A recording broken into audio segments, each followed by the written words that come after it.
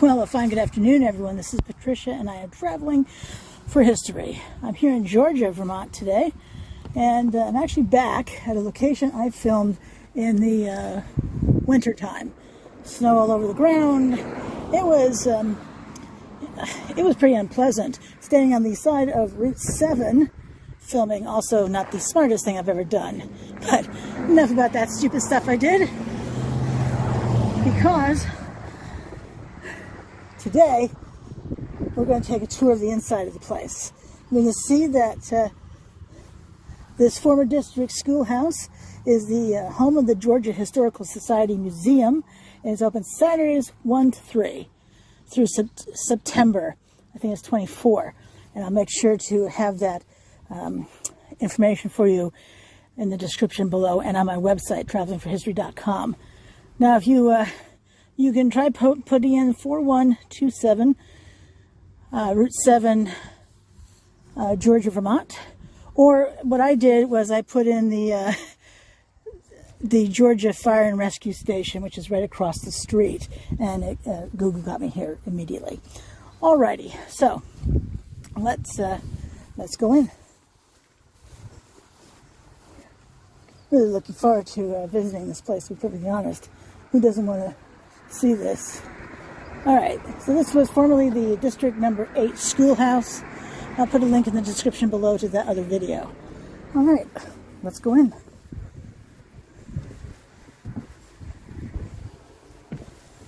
Hello, Patricia. Welcome. Well, thank you. 1975, and I know the dates out there, what year this building was donated to us by a Stanley Webster family, and the Historical Society started putting stuff in here. We had no other place at that time other than this, and when the municipal building was built in '87, they allowed the Historical Society to put a lot of our stuff in the basement. And we are now in the process of removing all of that stuff and either putting it here, or we were just donated the building down the road, 3949 Ethan Allen Highway. Used to be a former town clerk's office. And that's where all of our paper material is now. We've got the use of the vault. So we're moving paper stuff that's in the basement over there, donations that were given to us that we had no place to put. So some stuff is being brought over. Some stuff's going in the basement of the building that we have now. And we have another building down on the Plains Road called Gordon's Mill. That has agricultural equipment. Nice. There's a boat, there's a wooden boat, there's milk cans, there's the tread thing that, you know, the farmers put their sheep on, or goats.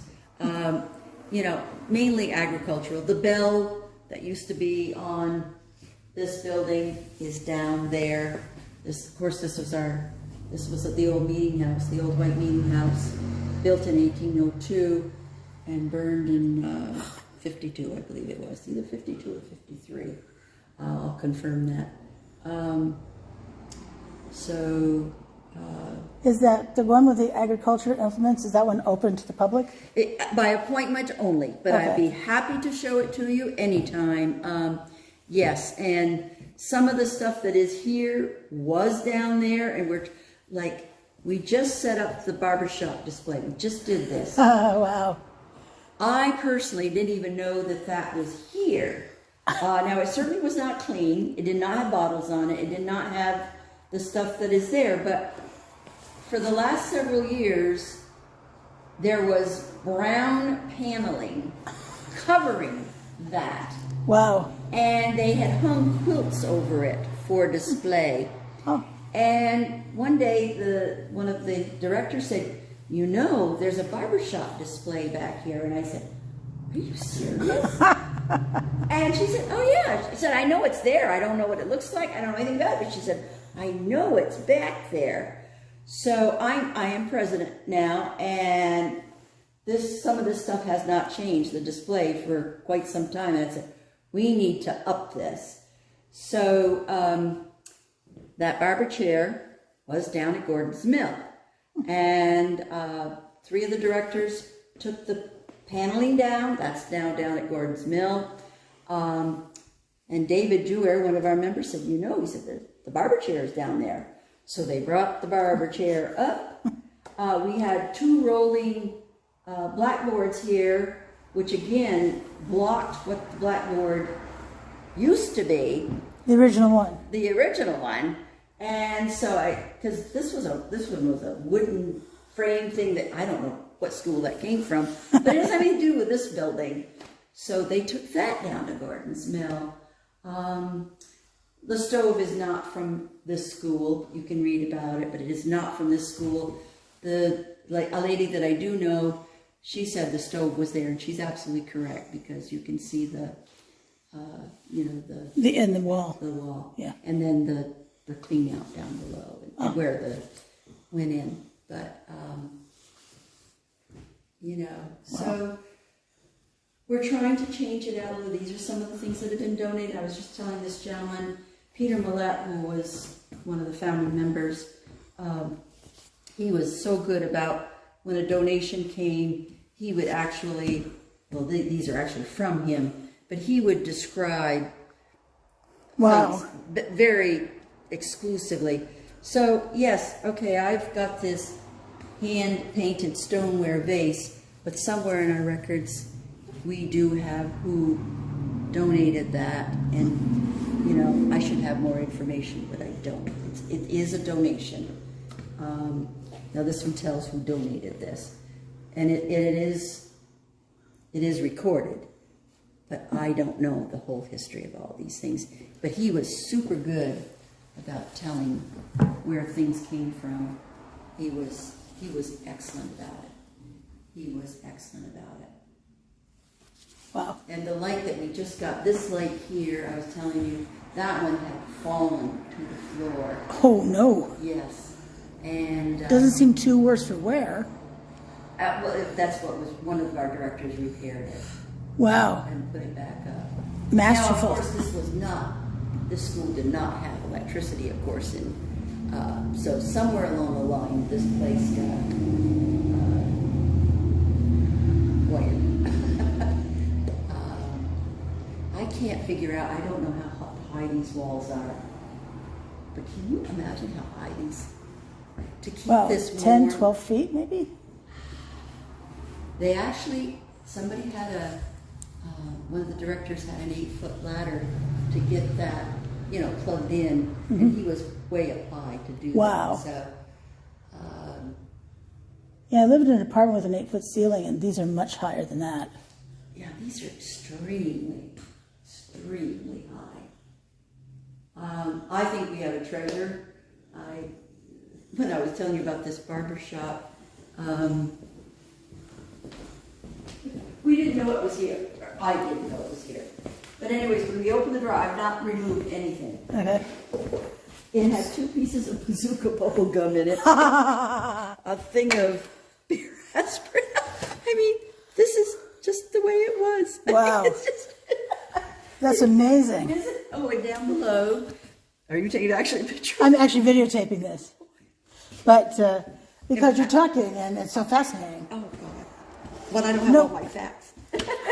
Anyways, look. It's still got the cloths. Wow, that's so, wow. And over here. And these things could talk. This drawer is just, now this one, it has. Things are stuck in there? It's opened. I mean, it's leaking. Yes. I can't even get stuff out. But it's just the way it was. Just the way it was. That's just, wow. And again, this is the plastic that went around. May I touch or no? Sure. Wow. Don't usually get to touch stuff in museums, certainly.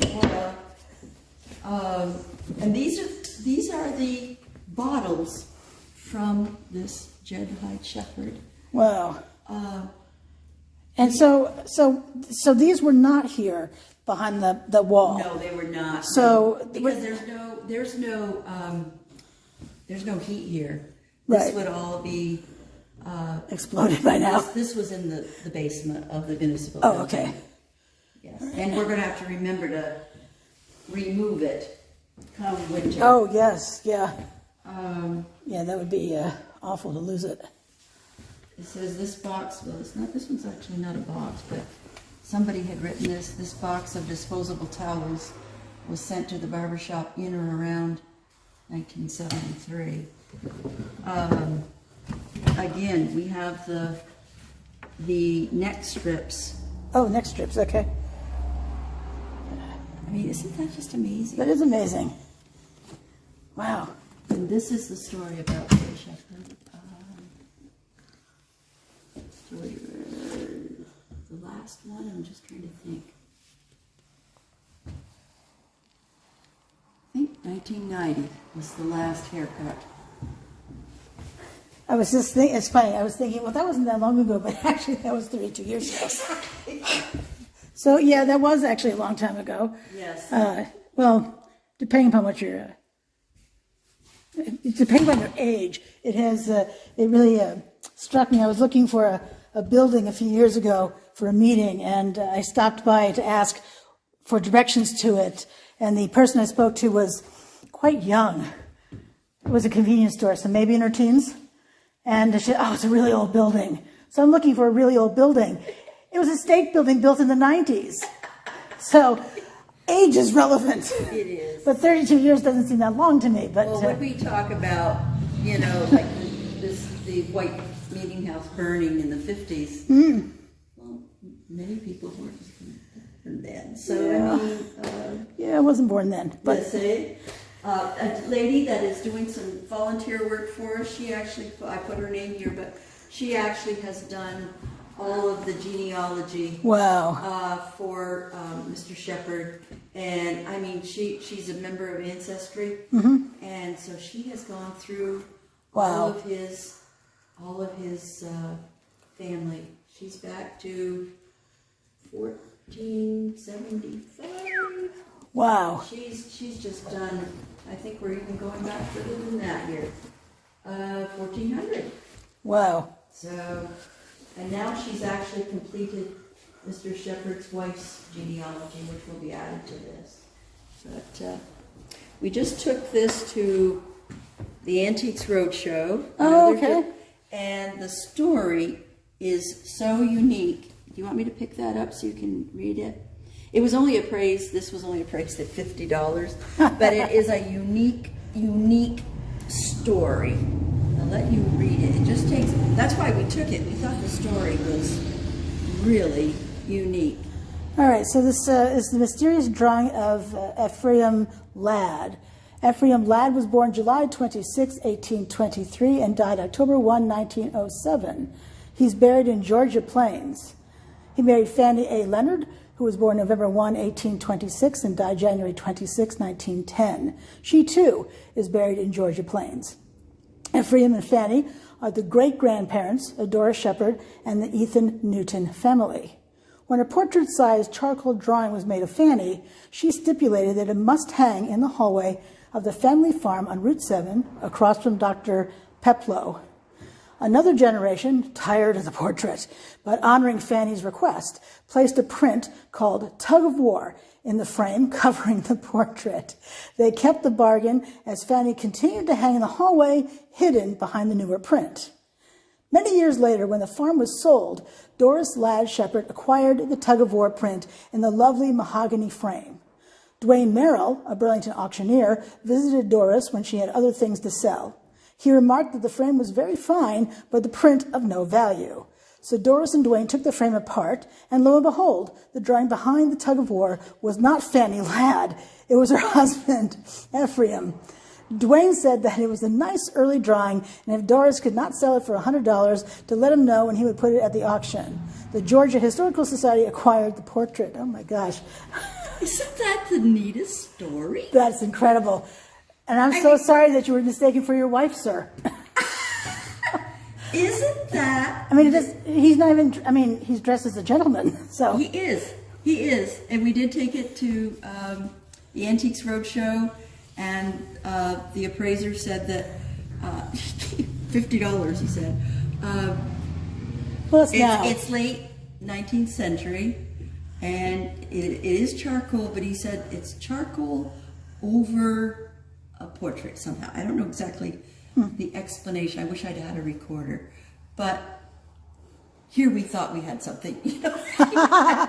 But the story alone is fabulous. Oh my gosh! I love the story. I love the story, and of course it does tie in with this family. Gee, I wonder where her picture is. And where's the frame? Oh, that's true. Where is the frame? This is not. This is right. not. This has been reframed. Yeah. Where's the frame? That was my first question. Maybe they sold the frame. But where is Where is she? Yeah. Where did she go? Oh, Fanny, I'm so sorry. Oh. Isn't that unique? Wow. Isn't that unique? That is, that, I'm a little speechless, actually. That doesn't happen too often. We should enshrine this moment.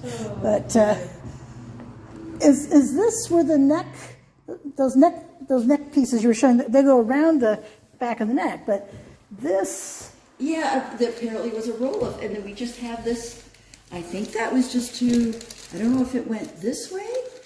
I'm guessing that because you tear it. Looks like I probably should have it.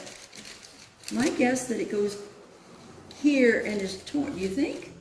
I don't know. To keep, in other words, so that you wouldn't put your head and then the next person put. That's my guess. Okay. That makes sense. Then we cut it. Especially since the gentleman probably had hair oil or hair creaming. Yeah. Okay. That's my guess. Especially since it's wax paper, I'm guessing. Looks like wax paper? Yes, it is. It does. Okay. It looks like wax paper. Huh. That's so interesting. I should have it that way and tucked down in, but I think that is the way it probably goes. But anyways, these are just some photos. I love photos. And we have albums and albums and albums of photos. Are they all, someone wrote on the back to tell you what they were, yes. where they were? Yes. Hallelujah. Yes. Pardon me, yes. Hallelujah. Yes, exactly, hallelujah, exactly. At one of the historical events that we went to at the Tunbridge Fair several years ago, they used to have, every year they had,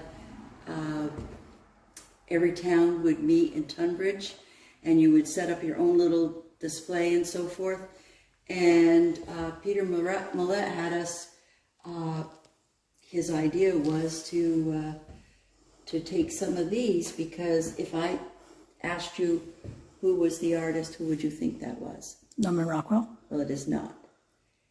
And we do have a collection of these Saturday Evening Post front pages, but it is not Norman Rockwell.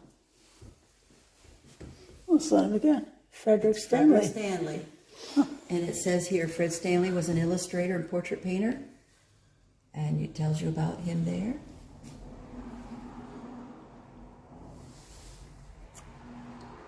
Interesting. The Saturday Evening Post seemed to like this style. Absolutely. I actually have a book of Saturday Evening Post, all of their covers. Wow. Yeah. But this is about Frederick Stanley. It is not Norman Rockwell. Looks remarkably like his style, though. Yeah. So. Oh, it's definitely similar style. And everybody that, we'd say, who do you think this is? Should have known from the lead up there. Yeah, right. It's not Norman But it does look like his style. It's Frederick Stanley, and that was his, I think, part of his home or cottage. It tells on the back. And he was in different magazines, as you can see. This one is, where's his name? Right there. 5 cents a copy in 1919.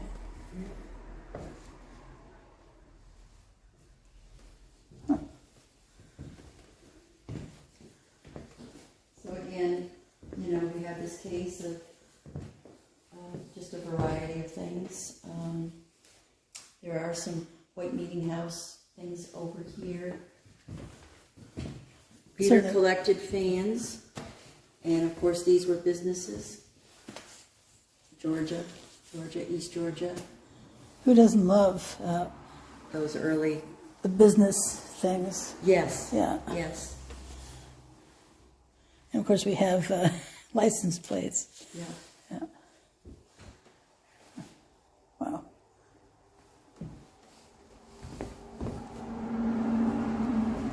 See, there's a little bit of china that they found we have a veterans memorial over here on the common, and they found some chinas that came from the White Meeting House. This up here did not. There's a book written by Mr. Colton, and it's about the White Meeting House. It's about this building. And this is the one that burned in 1952, 53. There, yes. And the bell is at the Gordon's Mill. Gordon's Mill. Yep. Wow. Pretty amazing. It is. Door handle to the old town hall. Yep. When in Burlington, the courthouse burned. It was 1882 courthouse that caught fire and burned. And for years I had a chunk of brick from that. I'm not sure what I did with that chunk of brick. But anyway, I had that for quite a few years. It was kind of an interesting thing. Over at the GHS building, we have a piece of the column. We've got a piece of, and somebody, it's a piece of column, just a very small piece. Wow. So we do have a couple pieces over there. I'm going to go verify that date of the fire. Okay. I know it was October, it was either 52 or 53. We've been listening to Cindy Ploof talking about the Georgia Historical Society collection. She's the president of the Historical Society. So always fantastic when listening to folks from historical societies talk about their collections, because we know how much they love them.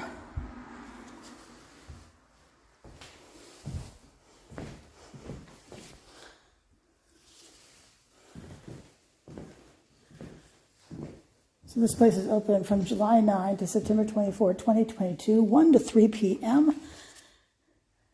Come on down, folks, if you haven't already.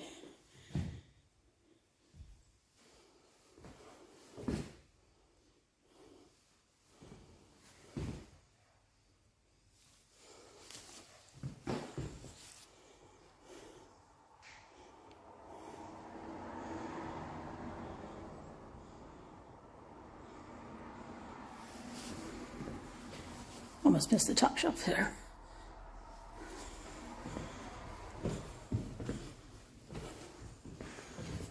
Dolls and stuffed animals. That looks like, yep, a teddy bear.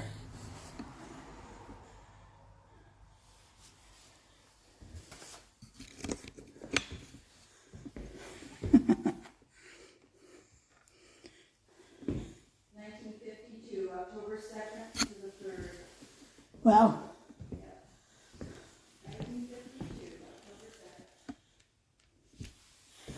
Now, for folks who are watching this, is there an admission price to come in and take a look at the sea of this fabulous historical society?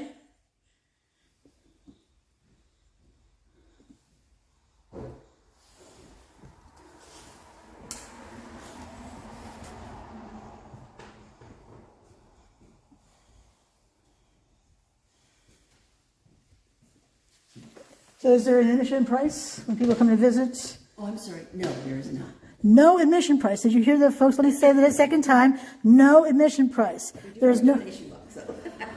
So the money you save by not paying an admission price, toss into the donation bin. I don't know any historical society that cannot use money.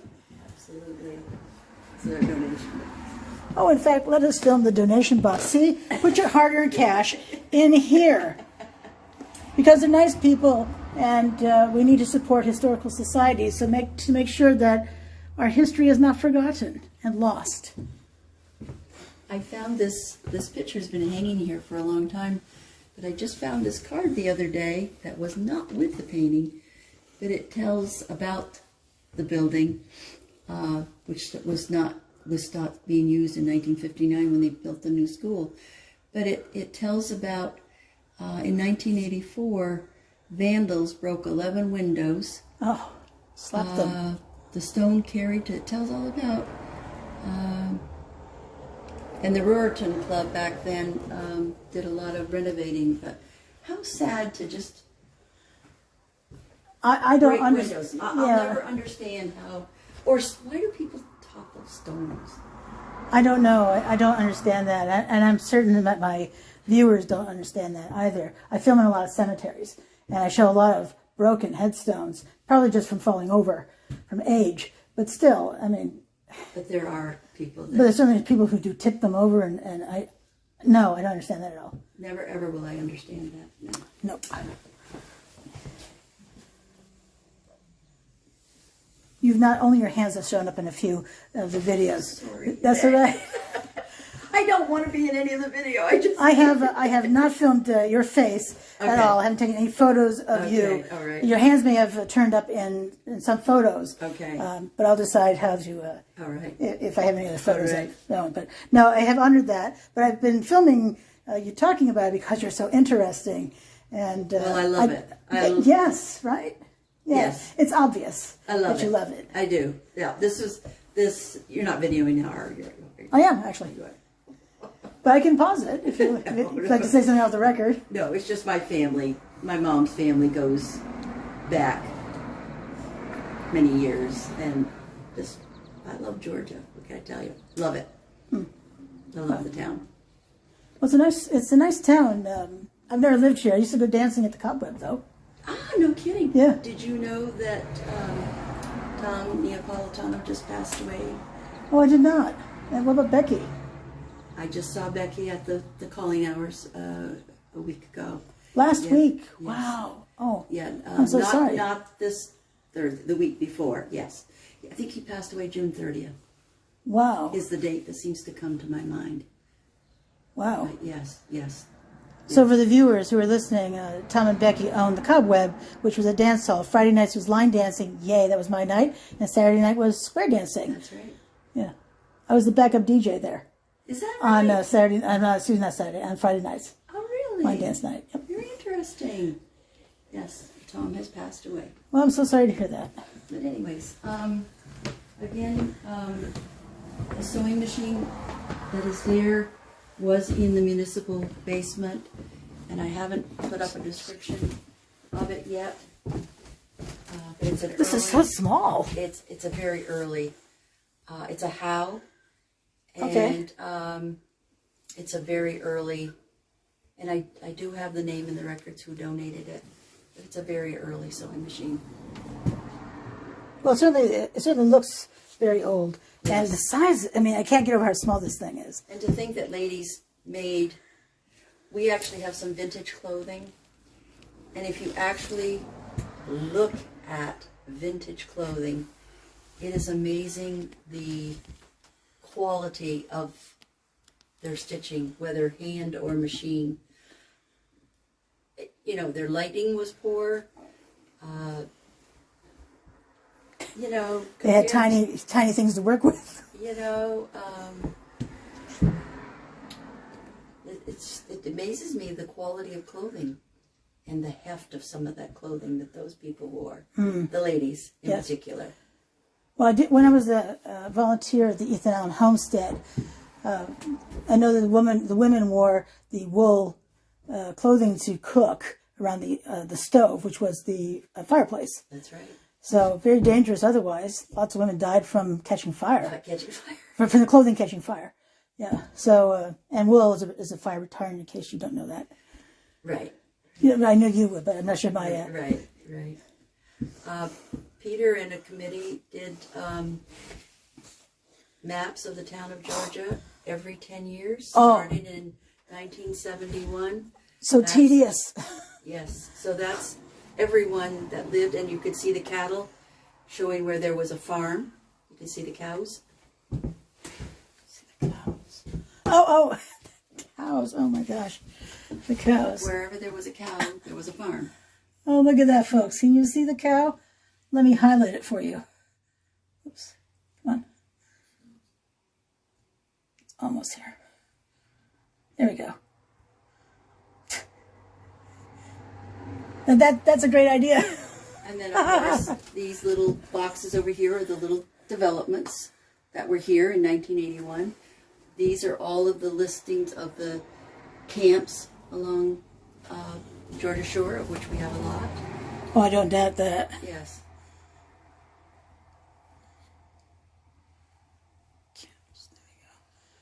The whole list there, folks. The whole list I'm going down here, all camps.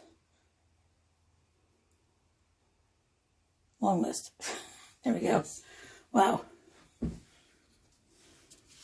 this is the 1991 here, one over here. I don't have the 71 here, I don't think. Let me just see if it's in the back.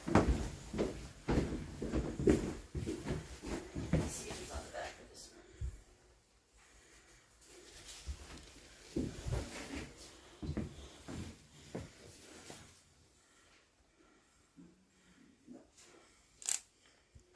That's 91.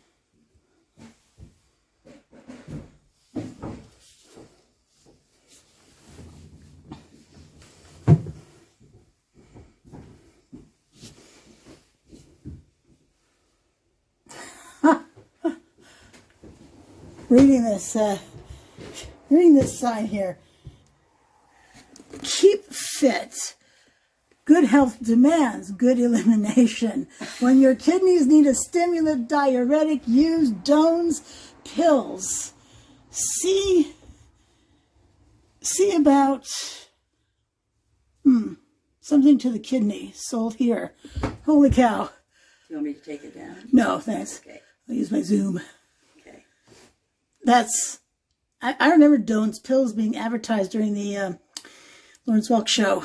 I still love that show. It's not on TV anymore that I'm aware of.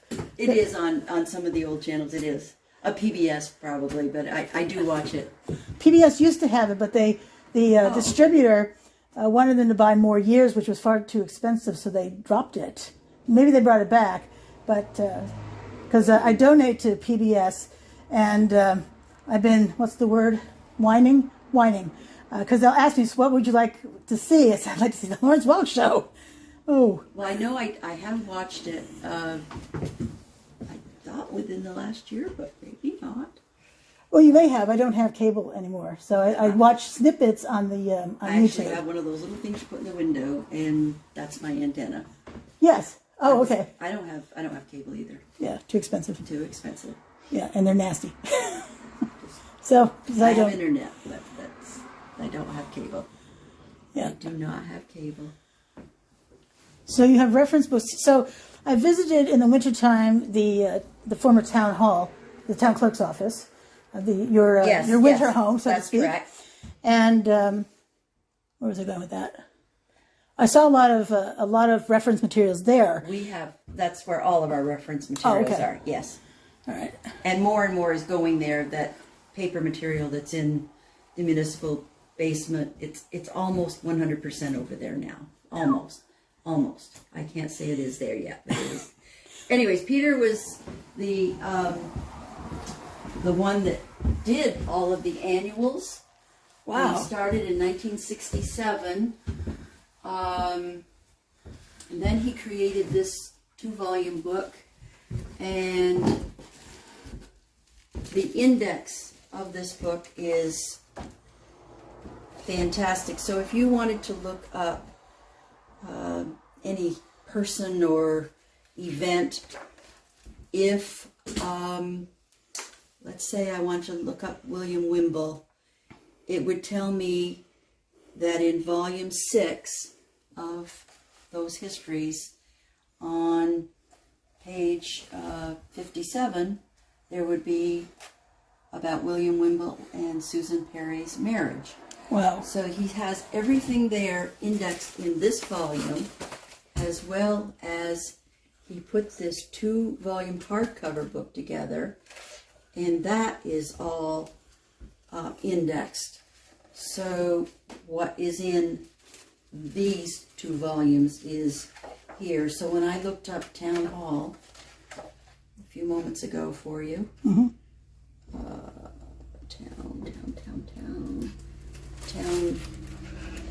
Town Hall. So on page 56 to 57, 219, 340, on each of those pages in this 2-volume set, there is something about the town hall. Wow. I mean, I can't imagine the indexing. Is this pre-computer? This was pre-computer. They never had it. It was all typewriter. Oh, all right. So for my subscribers who are too young to remember that era, we're talking really, I was probably tedious work. That would be my guess, because I've used a typewriter too, a manual typewriter. Anyway, but to do all this work on a typewriter, kudos to this man for this work.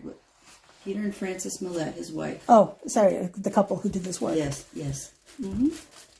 Just incredible. I just opened up about our Green Mountain renovator. Just happened to open up to that. Wow. This was a business in East Georgia also. Long gone, I'm guessing. Yes. Okay. Yes. And again, you can read how Peter, this was his donation to us. Which? The Green Mountain renovator. Oh, okay. The collection. Wow. So is he still alive? No, he died at 95 years of age. And the write-up about him is on that white sheet of paper. I believe it was October something 2019 that he passed away. Oh, not even that long ago, really. No. Wow. And his wife, is she still with us? No, she died first. Ah. She passed away first. Love the stenciling in the room. And they did that also. Oh, okay. Peter and Frances did the stenciling. So much talent in two people. Yes. Good Lord. And this was hanging here, but then I just found the paper when this was presented to the Millettes in 2009, I believe. Yes, they put a collage together of things that Peter, it was his love. His books. There's the Brick School Museum. There's Gordon's Mill. Okay. The Veterans Monument, which is up on the Common. The town beach. He was involved with getting the town beach. Wow. We have a directory of all the people, their phone numbers and everything. This man was, that was done in 2000. He led parades, or organized parades. He was a one-man powerhouse. This display used to be at the Georgia Public Library. That is now at our Historical Society building. All of that material is now. I've seen the bookcases with these binders. Yes, and that is all over here now. Okay. And of course, this was his home. These were his gardens. They were both unbelievable gardeners. Wow.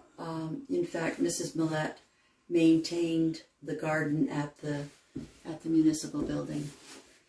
And another lady now is donating all of her time in memory of Frances, all that she did for the floor. So if you look at the flowers over there, they were all started by Frances Millette. The flowers at the municipal building. That's correct. If you go up there, we have beautiful, beautiful flowers. I've been there. I was there last winter. Yes, and they were all maintained by Mrs. Millette. Wow. Wow. Wow is the word of the day, folks. Wow. Yes. My subscribers know that, my viewers know that wow seems to be the word I use the most. Yes. Holy cow. Oh, I filmed that, the Georgia Plain Baptist Church. That is a gorgeous church. Yes, Colin Conger said that you had done that. Yes. Oh, who did? Colin Conger. He's one of the directors, but he's a member of the church there. Oh. Well, no one was there when I filmed. Well, he knew that you did it. Well, it never ceases to amaze me who watches my videos. Well, he knew that you did it. I don't know other than that, the story. Well, hopefully he enjoyed it. Oh, definitely. Oh, that's good. Because it's, oh my gosh, it's a high Gothic style. It's just, wow. Yes. Yeah, that word wow again, but it was stunning. It is. And they've done a lot of upkeep and Yes. new roof and many things. Yes. Yeah, with that metal roof. Because the history I had on it said it had a slate roof when it was written. It did. But it has a metal roof now. It does. Which will last for, what, 50 years? 60 if it's been longer if maintained. So, the next congregationalist, the next congregation can take care of the next roof. Exactly. That's their worry. That is their worry. That is their worry. Wow, this is amazing. Oh, so this, I saw the sign on the side saying post office, so this was the East Georgia Post Office, and the story about it is, again... Look at that little typewriter. Yeah, that did not come from here, but it's been put here. But anyways, this shows a picture of... This is the same gentleman that was the barber. Okay. And this is his wife. Wow. And she was one of the postmistresses here with this post office. Not a lot of sorting to do here, it would appear. I mean, given how many boxes, or maybe I'm The numbers are still on them. wow. Let me get on the other side. Reminds me of a hotel. 20, it looks like. 20, 16, 17, 18, 19, 20. 20 is the last number, but there are 2 windows after that.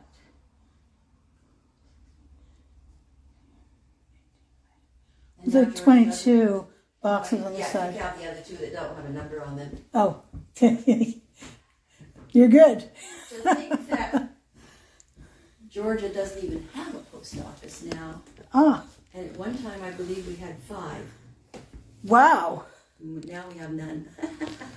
Holy cow. We have no post office. It's this, People either have a St. Albans, Fairfax, or Milton mailing address. wow. Well, isn't that interesting? Huh.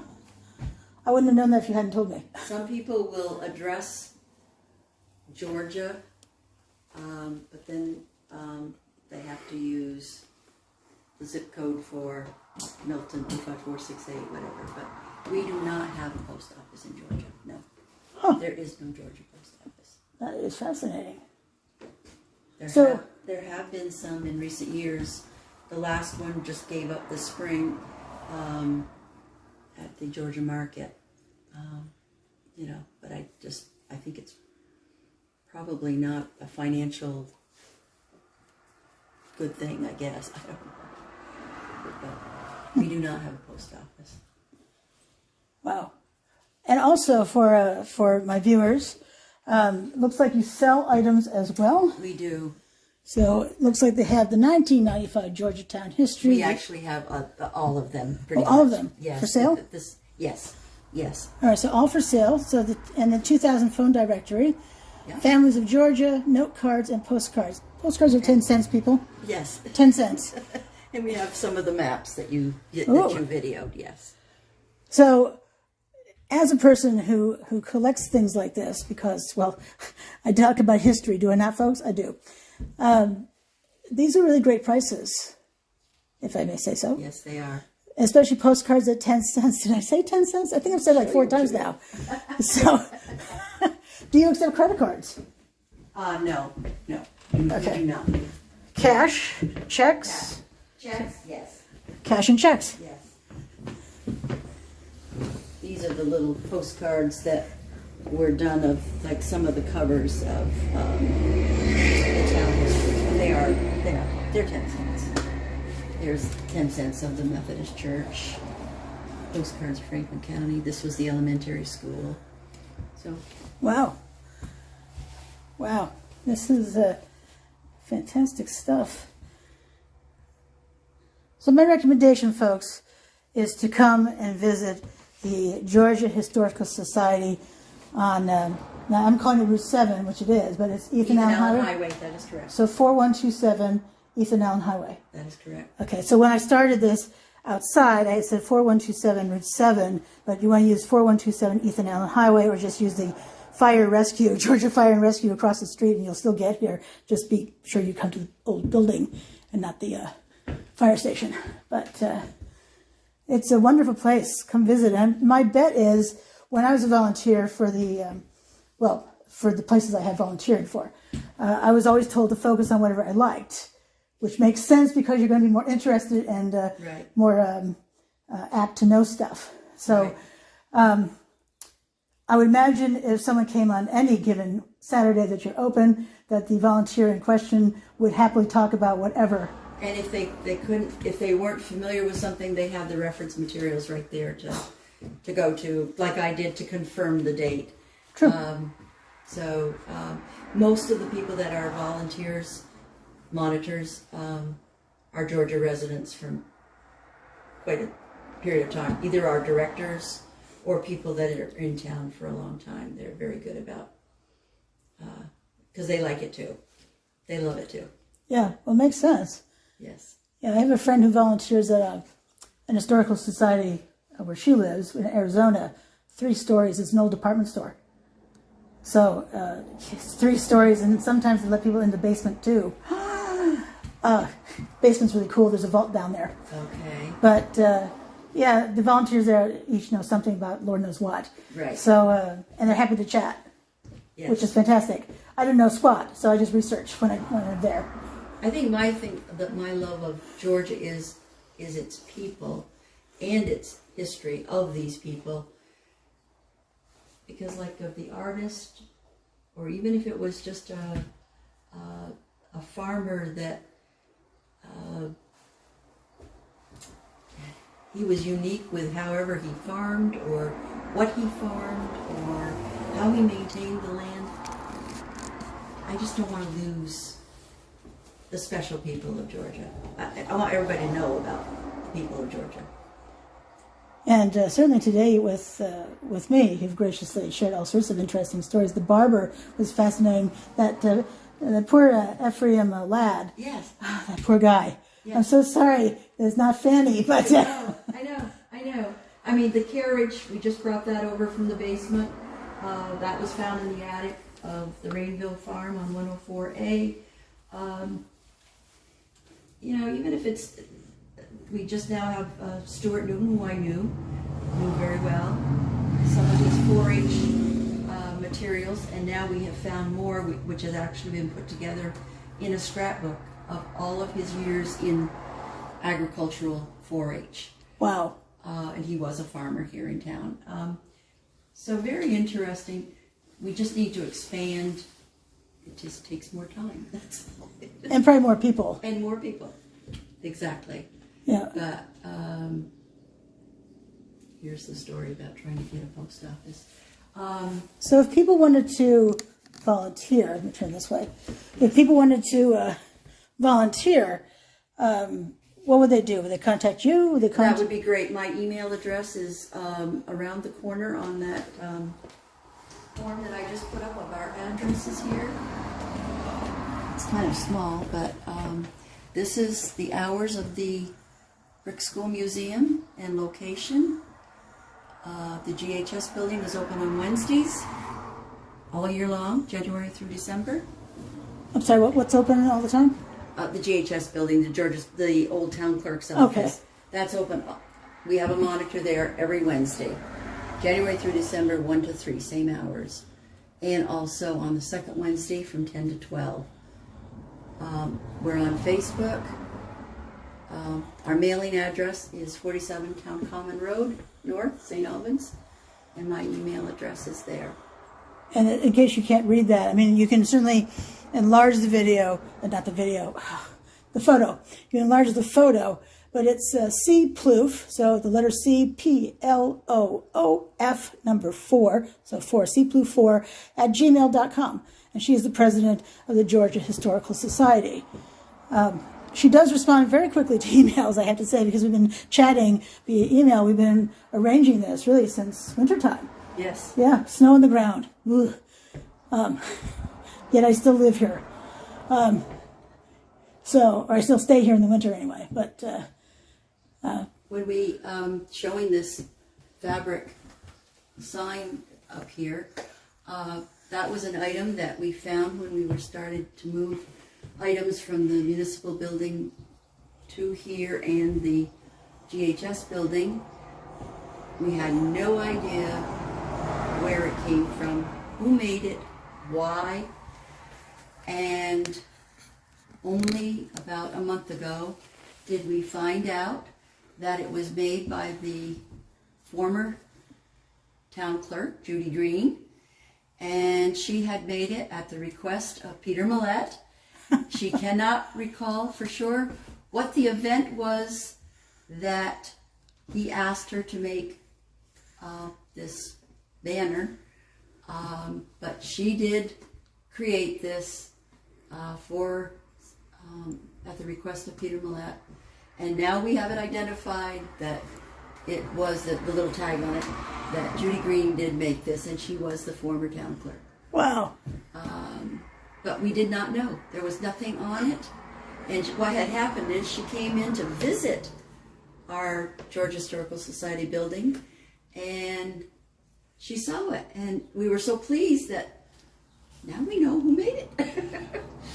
Wow. And she was very pleased that we were displaying it. And we moved it from there over here because we think that's just the place it should be. And I saw it when I walked in. That's Yeah. why we thought that's just the place it needs to be. And as a reminder, folks, you want to look up at things. You know, the tops of buildings often have dates or names of the people who build them, or maybe both. Just as in inside the building, inside a building. I never get to film inside buildings. You want to look up still because there's all sorts of neat things above our heads. So. And this lady is deceased. Yes. There was a resolution regarding her. She worked very actively with the Georgia Historical Society, and she was a generous benefactor. Wow. Quite a few years ago. Her name was Fran Moses. And again, with the years, I see it 97 to 99, and I'm thinking, oh, that wasn't that long ago, but... That's right. But it was. It was. Yes. For some folks, it was. Yes, yes. So, Wow. you know, we're very, very pleased with what we have. And again, this is only a portion. And if you're ever interested in going to Gordon's Mill, we would be happy to make an appointment to do that. Oh, absolutely. I would love to film that.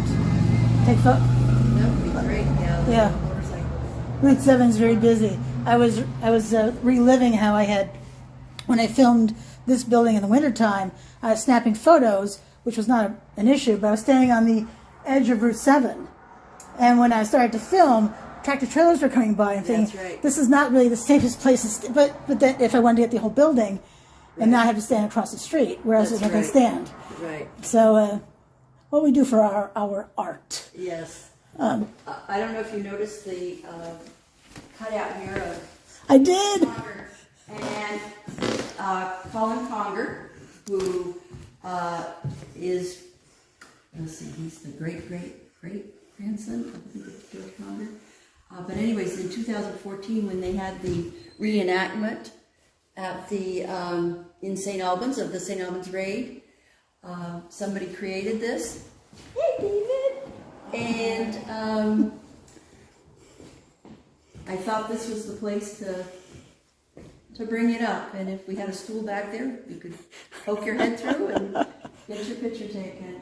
Very cool. But this was the story of the reenactment in 2014 of the St. Albans raid. Yeah, I visited the St. Albans Museum last month. I did also. Interesting place. It is. Yeah. People should go there too, by the way. They have free admission all this year. Well, I hope we could have some benefactors like that. Oh no, you went. We heard it from the Georgia Historical Society because it's true.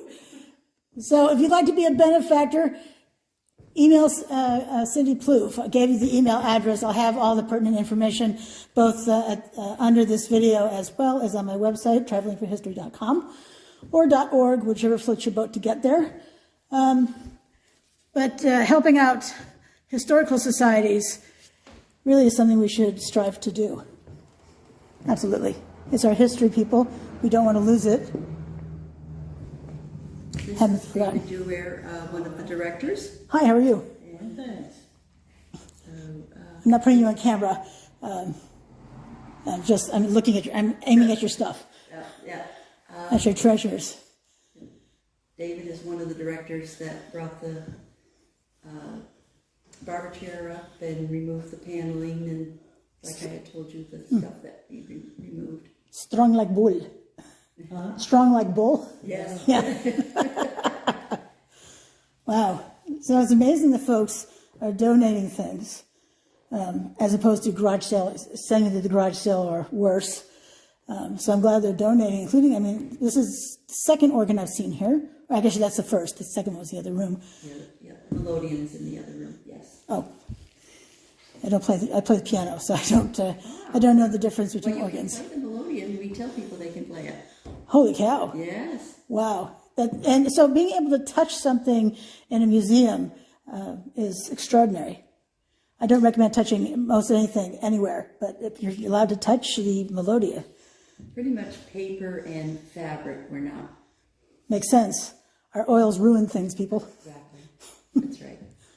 Yeah. Well, I thank you so much for spending so much time with me today. Well, with us. I just happen to be the face you're seeing. So this is a wonderful place. It's worth your visit. So come on down, come on up, wherever you're coming from, come this way. Saturdays, every Saturday, 1 to 3 through September 24. Are there any holidays you'd be closed on those Saturdays? Is there? I don't think there, no. No, okay. So come on down, free, but throw your money in the donation box. Become a benefactor. Donate your time. Or Georgia-related items. Or Georgia-related items, exactly. So Georgia-Vermont related items. Anyway, I thank you so much for offering this tour Thank you to us. For doing it and visiting. I appreciate it. Oh, absolutely. How much fun was this? Great. All right, well, you know the drill, folks. If you like what I'm offering you, please subscribe to my channel. I upload every doggone day of the week. And you can follow me on social media. I'm everywhere you are, too. I'm also on TikTok now, so you can watch great stuff there as well. Follow me and subscribe. So, as always,